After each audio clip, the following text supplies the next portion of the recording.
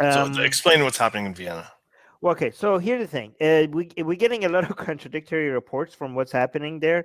The Russians and many other people than the Europeans are telling us things are going fantastically. Things are moving forward, and the reform, the Iranian Rouhani's administrations and his people, including Zarif and Arakci and everybody else, comes in and like, oh yeah, things are moving forward, everything is moving to the right direction, but it keeps hitting to a wall every time, and some people are saying, okay, no, we're almost there, the deal is almost back, but there are certain things that we who don't know what's happening behind scene, we're waiting to see how is it possible for things, like we've been told like, okay, the deal is about to happen, okay, but there are a couple of issues with the deal happening that are the red lines for both Iran's higher ups, and by higher ups I mean above the president, and both, and also the Biden administration. There are a couple of red lines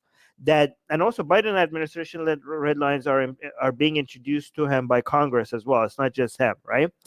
Um, and it would be, if it's true that the deal is actually moving forward and it's making a lot of progress and it's going to happen any day now, I would want to see that if that's true, how did we manage to pass these red lines? Okay, and I could talk about these red lines. Um, Before I talk about these red lines that both sides doesn't seem to want to budge, um, I do want to mention that it's, let's go back a little bit in history, right?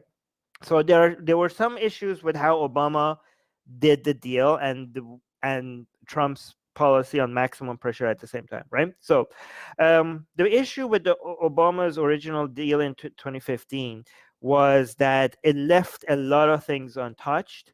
It had a sunset clause. It didn't touch Iran's, empire building and meddling in the region, Iran's missiles, Iran's human rights record. All of that was ignored, and also even the nuclear deal itself had a sunset clause, which basically, I know at the time it was really, it was basically impossible to get anything more out of the deal, so you could be sympathetic to Obama's administration for not covering those things. But however, I don't know, you could be sympathetic or you could not be sympathetic. However, those were the flaws of Obama's deal, right? Those were some huge gaps in the deal, right? And the hope was that maybe like this would be a starting point for further deals with Iran, right? This would be like something that to get started, and maybe those other things could be covered later in other, once you build the. This will be a starting point where Iran could then signal that it's now going to build a better relationship with the rest of the world, and then use this as a starting point to also move further in other things. However, after the Obama's deal, we saw that um, so if you look at Iran's government, you can't just look at it as this unanimous decision making thing. Even though decisions are mostly made by Khamenei and he has to give the green light, that doesn't mean there is zero internal struggle or internal politics within. Khamenei has the final say in things, but people still try to. There is some wiggle room. Like if Khamenei tightens the grip too much, that would be risky for him, for his own survival. There is still power play, right? And there are people with different agendas that still try to do things that maybe Khamenei doesn't like, and sometimes they're actually successful at it, right? So um, you, so yeah. So what I was saying is that Obama's administration was mostly talking to Rouhani's administration, which is the presidency, and getting a lot of positive. It seemed like everything was going fantastic. Zarif has a good relationship with Kerry. Rouhani's administration seemed to be very welcoming and things, and they promised all of these investments and everything is going to come to Iran, and this is a new phase, this is a new direction, everything is hunky-dory after this.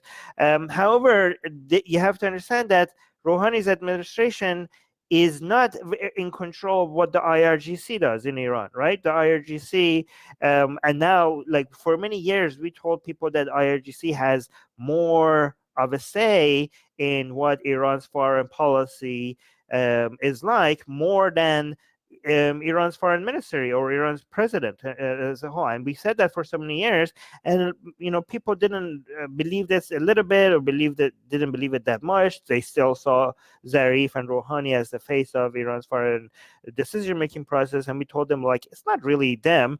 But just recently we saw some audio leaks by Zarif that basically confirmed everything we were saying for the past couple of years, like, without reasonable doubt. But the thing is, so what let me get to this. Let me finish this point, because Obama was trying to see that they could maybe, like, with this nuclear deal, we could get some signals from Iran to show that now they're moving in a positive direction. However, it didn't work like that, because IRGC, not only it didn't stop them from becoming less aggressive in the region, they became more progressive, even more aggressive in the region. Not only they became progressive and more aggressive in the region, it is said that a lot of the money made from Obama's deal was actually directly used in becoming more aggressive in the region, right? So it didn't really work out the way a lot of people were hoping, right? However, when Trump came into power, and now he had his own, okay, so this is not working, Iran's behavior is not changing in the region, this deal is not working out for us, let's do maximum pressure on Iran, right? That also didn't work, right? So the maximum pressure policy by Trump was also Iran's, like, IRGC continued to become more and more aggressive in the regions, right? So in fact, it escalated even more. So Trump was like, oh, Obama didn't change Iran's behavior, I'm going to do maximum pressure. Okay, well, yours didn't work either, right? So Biden's administration philosophy is like, okay, so here's what we fix. Okay, it seems like this is the philosophy. Okay, Obama didn't go far enough. Trump's maximum pressure was too aggressive.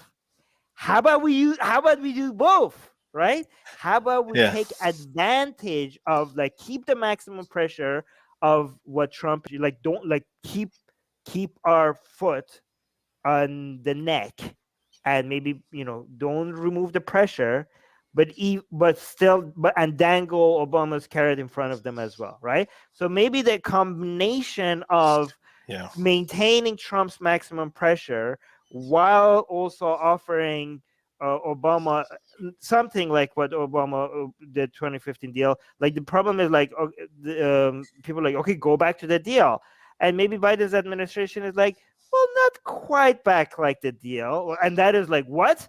So we could go into more details on that, but do you have any questions? You want to say something? Yeah, no, I was going to ask you something, and it just totally slipped my mind now. But maybe that's because you already answered it at some point. But yeah, go ahead. Right. So so now, why is it not quite like the thing, right? Not quite like what Obama, going back exactly like it was, because both sides wants more. Both sides so. Khamenei seems to came out and said, you know what, we're not going to go back to the deal until all sanctions are removed, all of them, every single one of them, not just the one that are for nuclear, every single one of them. And even after they're removed, then we're going to go through a period of seeing if they actually are really removed, are they symbolically removed, or are they practically have been removed, right? And then we will go back to the deal, right? So Khamenei is like, you guys cannot be trusted. We already did a deal with you, and you backed out of it. So now you guys you guys go ahead first. You guys remove the sanctions, and then even after you remove the sanctions, we're still not going to go back. Then we have to analyze if we see what's the effect, right? Because here's the problem: you could still there are still some things that Iran wouldn't have access to, even without removing the sanctions. Even with removing the sanctions, there are still some financial barriers for private institutions to be able to deal with Iranian private Iranian companies, right? Or do so even if symbolically the sanctions are removed, all of that investment that was promised to Iran might actually not work out the way. So that's why Khamenei is saying, you remove all the sanctions, we look at it, if we see if it's actually having an effect, and then maybe we will come back to the JCPOA or whatever, right? So Khamenei was asking for more than just before, and he's saying, like, you guys do the first step, and the sanctions that are removed should be not just the sanctions that Trump introduced, it should be all the goddamn sanctions, every single one of them, right? And Biden was like, no, we're not going to make the first move, you're going to make the first move, right? And it also seemed to be suggesting that this, the our removal of sanctions is not just going to, like, it seems what the United States Congress wants. Some people within Biden's administration and also the Congress are pressuring Biden to demand to ask from Iran not just compliance with the JCPOA, back to the compliance with the JCPOA, but also two other things: to pressure Iran on its human rights record, and also to pressure Iran on its meddling in the region. So they're like, okay, not only we're not going to remove the sanctions, your compliance with the JCPOA might not even be good enough for us to remove the sanctions. We also want you to be, we also want these two other things, basically the things that Obama didn't do, right?